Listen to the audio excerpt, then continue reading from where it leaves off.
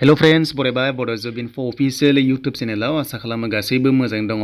दा गोदान साख्रि ओंखारबोदों बेनो जाबाय RBI निफ्राय RBI पोस्टआ ST आव दङ एन्ड बेनिफ्राय अफिशियेल नटिफिकेशन जोङो नायगोन।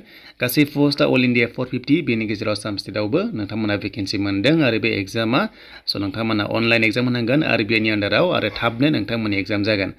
बिदिब्ला गोबाव खालामा जों थांगोन फै अफिशियेल वेबसाइटआव एन्ड बेनिफ्राय जोङो नायगोन अफिशियेल नटिफिकेशन।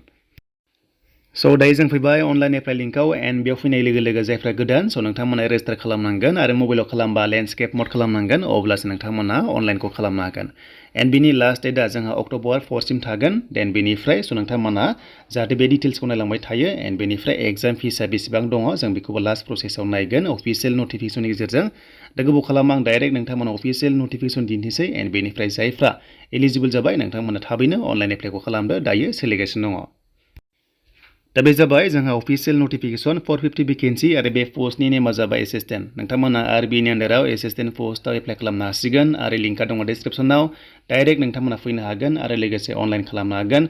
एन्ड बिनि नोंथांमोना एग्जामा जागायगोन अक्ट'बरनि 21 निफ्राय 23 सिम एन्ड बेनिफ्राय लास्ट एग्जामा जाबाय मेनआ जाबाय डिसेम्बराव जागोन 2 डिसेम्बरनिफ्राय जागोन एन्ड बेनिफ्राय नोंथांमोननि स्टेज 1 एग्जामा अक्ट'बराव एन्ड स्टेज 2 आ जाहैबाय डिसेम्बराव आरो एग्जाम पास जाबानो नोंथांमोननि साख्रि थाबैनो बे पोस्टआव नोंथांमोना एसिस्टेन्ट पोस्टआव साख्रि मोननो थांगासिनो दङ RBI नि आन्डाराव आरो पोस्टिंआबो नोंथांमोनाहाय आसाम स्टेटआव एबा गुवाहाटीआवनो नोंथांमोना मोननायनि चान्सआ दङ।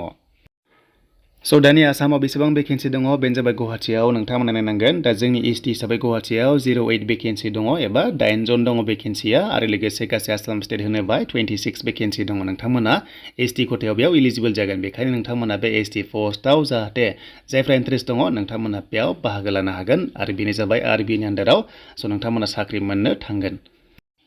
दानिया बैसो बे पोस्टआव मिनिमाम 20 इयार्स जाथारनांगोन। नोंथांमोना 20 बोसोर जानांगोन एन्ड बेनिफ्राय 28 सिम नाथाय जोंनि STआ एसे बारा दङ बेनो जाबाय 33 इयार्ससिम नोंथांमोना बे पोस्टआव खालामनो हागोन। 18 निफ्राय 33 इयार्ससिम जायफ्रा जाबाय नोंथांमोना बे पोस्टआव इलिजिबल जागोन। एन्ड बेनिफ्राय एग्जाम नोंथांमोननि फिसआ बेसेबां आरो फरायनाय फरायनाय होनोब्ला नोंथांमोना डिग्री पास खालामथारनांगोन। बेयाव डिग्री फेल खालामनो हानाय नङा एबा डिग्री पासबासो बेयाव हागोन आरो 50% बिदों नाथाय जोंनि ST हिसाबै खालि पास जाबानो जागोन जेबो पार्सेन्ट नाङा खालि पास जाबानो डिग्री पास जाबानो एनि स्ट्रिम नोंथांमोना साइन्सआ आर्ट्सआ कमार्सआ जायखिजाया डिग्री पास जाबानो बे पोस्टआव नोंथांमोना इलिजिबल जागोन एन्ड कम्पिउटार सार्टिफिकेट बेयाव बिनाय गैया नोंथांमोना जाहाथे बेखौहाय मोजां नायो।